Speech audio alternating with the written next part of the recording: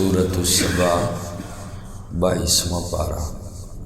اعوذ باللہ من الشیطان الرجیم، بسم اللہ الرحمن الرحیم۔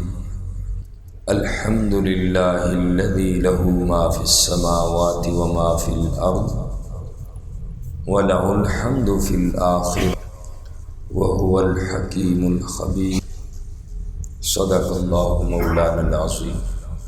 الحمدللہ، تمام تعریفیں اللہ کے لیے ہیں۔ الذی، وہ ذات، لہو ما فی السماوات، اسی کے لیے ہے جو کچھ آسمانوں میں ہے، وما فی الارض، اور جو کچھ زمینوں میں ہے، ولہ الحمد، اور اسی کے لیے تعریف ہے، فی الآخرہ، آخرت میں، وہو الحکیم الخبیر، اور وہ اللہ تبارک و تعالی حکمت والے ہیں اور خبیر، خبردار ہیں ہر چیز سے۔ سورۃ السبا مکی سورت ہے۔ قرآن کریم کی ترتیب کے اعتبار سے یہ 34 نمبر کی سورت ہے، اور نزول کے اعتبار سے یہ 58 نمبر کی سورت ہے۔ اس سے پہلے سورہ لقمان 57 نمبر پہ نازل ہوئی، اور سورہ زمر اس سورت کے پاک کے بعد نازل ہوئی 59 نمبر پر، اور اس سورت پاک کے 6 رکوع ہیں اور 54 آیات مبارکہ ہیں، اور اس سورت پاک کے الفاظ 883 الفاظ ہیں، اور اس کے حروف 1512 حروف ہیں، اور یہ سورت مبارکہ مکی صورت ہے۔ مکی صورت اسے کہتے ہیں کہ جو ہجرت سے پہلے نازل ہو۔ اس سورت پاک کا مختصر سا تعارف یہ ہے کہ اس سورت پاک کا بنیادی موضوع جو ہے، یہ اہل مکہ اور دوسرے مشرکین کو اسلام کے بنیادی عقائد کی دعوت دینا ہے۔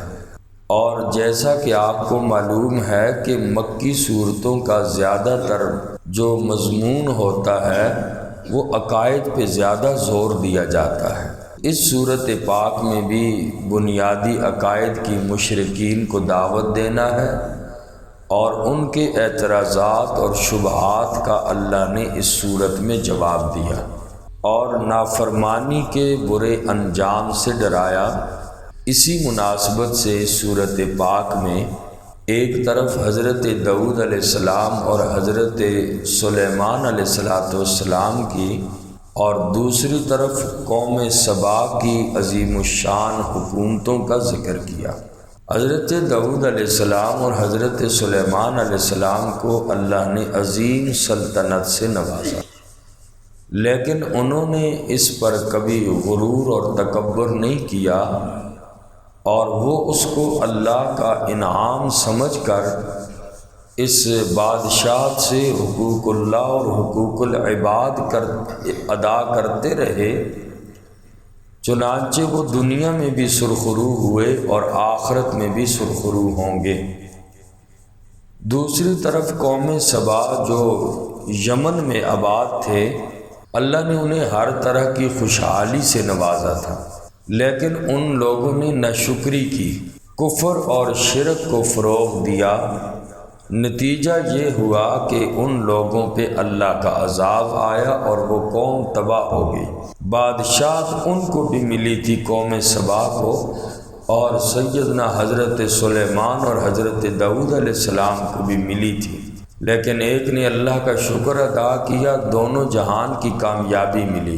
ایک ناشکری پہ اتر آئے، رب نے ان کو تباہ کر دیا۔ تو ان دو واقعات کو بیان کر کے یہ سبق ملتا ہے ہمیں کہ انسان کو کوئی اقتدار ملے، عہدہ ملے، منصب ملے، یا دنیا کی کوئی بھی خوشحالی ملے، تو انسان کو اللہ کی طرف رجوع کرنا چاہیے۔ اور اس میں اتنا مگن ہو کہ انسان اپنے اللہ کو بلا دے، دونوں جہان کا خسارہ اس انسان کے پلے ہے۔ تو اس سے مشرکین کے سرداروں کو بھی تنبیہ کی گئی جو اپنے اقتدار پر گھمنڈ کرتے تھے۔ فرمایا کہ اے میرا نبی، ان سے فرما دیجئے کہ ان سے تم بھی سبق حاصل کرو اور تم بھی اپنی اقتدار کے گھمنڈ میں مبتلا ہو کر دین حق سے دور ہوگے۔ سورۃ سبا اس کا نام رکھا گیا سورۃ سبا۔ آیت نمبر 15 کے اندر اس سورۃ پاک میں قوم سبا کا ذکر کیا گیا، اس مناسبت سے اس کا نام سبا رکھا گیا۔ سبا ایک آدمی، اسی طرح قبیلے کا نام، شہر اور ملک کا نام ہے سبا۔ اور مسند امام احمد بن حنبل کی روایت ہے، رسول اللہ صلی اللہ علیہ وسلم سے پوچھا گیا کہ سبا عورت کا نام تھا یا مرد کا؟ تو آقا علیہ الصلوۃ والسلام نے ارشاد فرمایا کہ ایک مرد تھا جس کے 10 بیٹے تھے اور 6 یمن میں آباد ہوئے اور 4 شام میں آباد ہوئے، اور خود ملکہ بلقیس جو تھی یہ بھی قوم سبا ہی سے تعلق رکھتی تھی۔ اور اس سورۃ پاک کے ابتدائی آیات میں اللہ کی تعریف کی گئی ہے اور اللہ تبارک و تعالیٰ کی ملکیت کو بیان کیا گیا کہ آسمان و زمینوں میں جو کچھ بھی ہے وہ صرف اللہ کی ملکیت ہے۔ فرمایا الحمدللہ الذی، تمام تعریفیں اس اللہ کے لیے ہیں، وہ ذات کے لہو ما فی السماوات و ما فی الارض، کہ اسی کے لیے ہے جو کچھ آسمانوں میں ہے اور جو کچھ زمینوں میں۔ زمین و آسمان کا مالک اور خالق اللہ، مدبر بھی اللہ، متصرف بھی اللہ، وَلَهُ الْحَمْدُ فِي الْآخِرَةِ، اور اسی کے لیے تعریف ہے آخرت میں۔ آخرت میں بھی تعریف اللہ ہی کی ہوگی۔ جب مومن لوگ جنت میں پہنچ جائیں گے، بے اختیار ان کی زبانوں سے نکلے گا الحمدللہ الذی ہدانا لہذا وما کننا لنہتدی لولا ان ہدانا اللہ، کہ تمام تعریفیں اللہ کی ذات کے لیے ہیں جس نے ہماری رہنمائی کر کے ہمیں اس مقام یعنی جنت تک پہنچایا۔ اگر وہ اللہ ہدایت نہ دیتے، وما کننا لنہتدی لولا ان ہدانا اللہ، اگر اللہ ہمیں ہدایت نہ دیتے تو ہم یہاں کیسے پہنچ سکتے جنت میں؟ اس لیے ہدایت بہت قیمتی چیز ہے۔ تو فرمایا وَلَهُ الْحَمْدُ فِي الْآخِرَةِ، آخرت میں بھی تعریف اللہ ہی کی ہوگی۔ وَهُوَ الْحَكِيمُ الْخَبِيرُ، اور وہ اللہ کریم حکمت والے اور خبیر ہیں، ہر بات سے باخبر ہیں۔ کیسے خبیر ہیں؟ اگلی آیت میں فرمایا یعلم ما یلج فی الارض، وہ اللہ جانتے ہیں اس کو یلج فی الارض جو داخل ہوتی ہے زمین میں۔ جو چیز زمین میں داخل ہوتی ہے اس سے مراد بارش ہے یا بیج ہے یا مردوں کو زمین کے اندر دفنایا جاتا ہے، تو رب ہر چیز سے واقف ہے کہ کون سی چیز زمین کے اندر جا رہی ہے۔ وما یخرج منہا، اور اس چیز کو بھی اللہ جانتے ہیں جو نکلتی ہے زمین سے۔ زمین سے باہر نکلنے والی چیزوں کو اللہ کریم جانتے ہیں، یعنی پودے ہیں، درخت ہیں، سبزہ ہے، کھیتیاں ہیں، معدنیات ہیں، سونا چاندی ہر قسم کی دھات، یخرج منہا جو نکلتی ہے وہ رب کے علم میں ہے۔ وما ینزل من السماء، اور اللہ اس کو بھی جانتے ہیں جو اترتی ہے آسمان سے یعنی بارش۔ وما یعرج فیہا، اور اس کو بھی جانتے ہیں جو چڑھتی ہے آسمان میں۔ آسمان میں اوپر جانے والی انسان کی دعائیں ہیں جو اوپر جاتی ہیں، انسان کے اعمال ہیں۔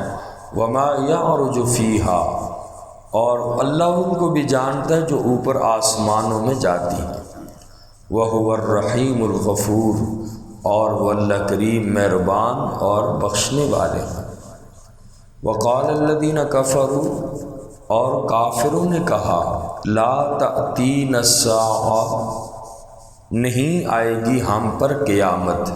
قل، آپ فرما دیجئے، بلا، کیوں نہیں، وربی، میرے رب کی قسم، لتأتینکم، البتہ ضرور آئے گی تم پر۔ عالم الغیب، وہ غیب کا جاننے والا ہے۔ کافروں کا اعتراض بیان کیا کہ کافر لوگ یہ کہتے تھے کہ قیامت نہیں آئے گی، مذاق کیا کرتے تھے نبی پاک صلی اللہ علیہ وسلم سے کہ بلا جس قیامت کا آپ وعدہ کرتے ہیں بتاؤ نا وہ قیامت کب آئے گی۔ ہم تو یہی کہتے ہیں یہ کیسے ممکن ہے کہ جب انسان کی ہڈیاں بوسیدہ ہو جائیں گی تو انسان کبھی دوبارہ زندہ نہیں کیا جا سکتا۔ لا تأتین الساعہ، نہیں آئے گی ہم پر قیامت۔ اللہ پاک نے فرمایا میرا نبی ان سے فرما دیجئے، بلا وربی لتأتینکم، کیوں نہیں، میرے رب کی قسم قیامت ضرور آئے گی، اس کے آنے میں کوئی شک نہیں۔ عالم الغیب، وہ جاننے والا ہے غیب کا، لا یعزب عنہ، نہیں ہے غائب اس سے، مثقال ذرۃ، ایک ذرہ برابر بھی، فی السماوات، آسمانوں میں، ولا فی الارض، اور نہ ہی زمینوں میں۔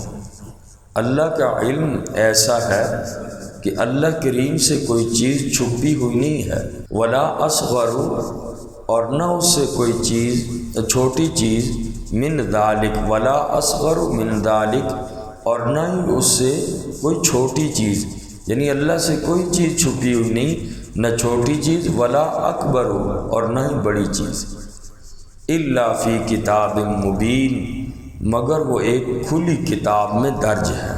کھلی کتاب سے مراد لوح محفوظ ہے۔ لوح محفوظ کیا ہے؟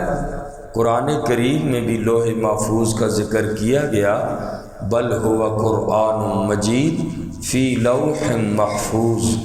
سیدنا حضرت ابو ہریرہ رضی اللہ تعالی عنہ کی روایت ہے، وہ فرماتے ہیں کہ نبی کریم صلی اللہ علیہ وسلم نے ارشاد فرمایا کہ جب اللہ کریم نے مخلوق کو پیدا کرنے کا فیصلہ فرمایا تو اللہ کریم نے ایک کتاب لکھی، اور اس میں یہ بات لکھی کہ میری رحمت میرے غضب پر غالب آ گئی، اللہ کی رحمت اللہ کے غصے پر غالب ہے، اور وہ کتاب اللہ کے پاس عرش کے اوپر ہے، یعنی یہ لوح محفوظ ہے، اس میں تمام مخلوقات کی تقدیریں اللہ نے لکھی ہوئی ہیں۔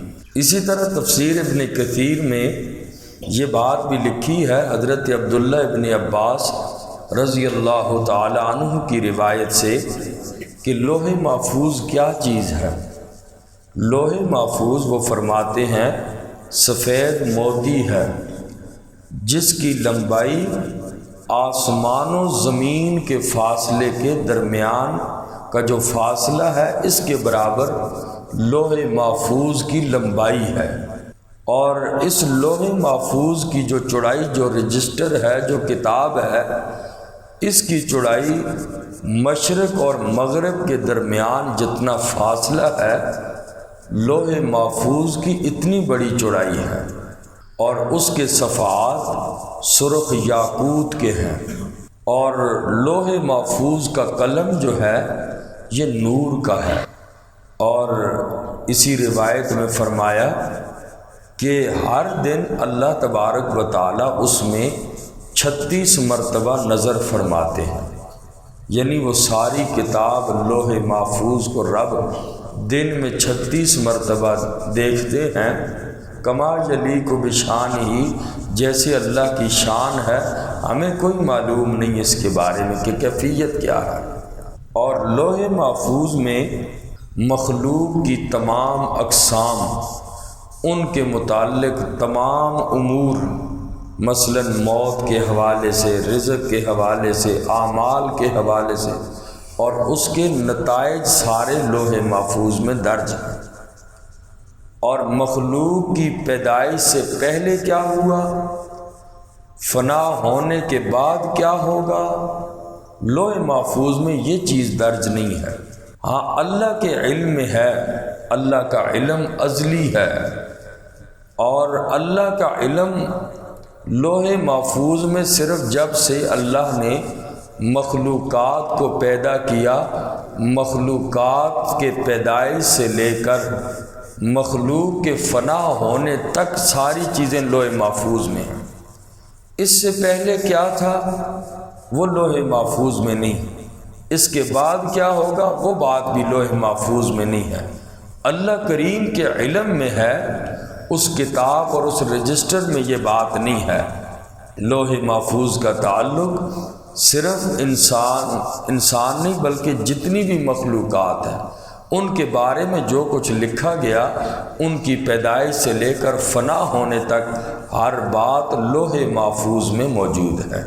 تو یہ الا فی کتاب مبین، وہ ایک کھلی کتاب میں ہے، یعنی مراد کھلی کتاب سے لوح محفوظ ہے۔ اللہ تعالی ہم سب کو جو سنا سنایا عمل کی توفیق دے۔ الحمدللہ رب العالمین، ربنا تقبل منا انک انت السمیع العلیم وتب علینا انک انت التواب الرحیم برحمتک۔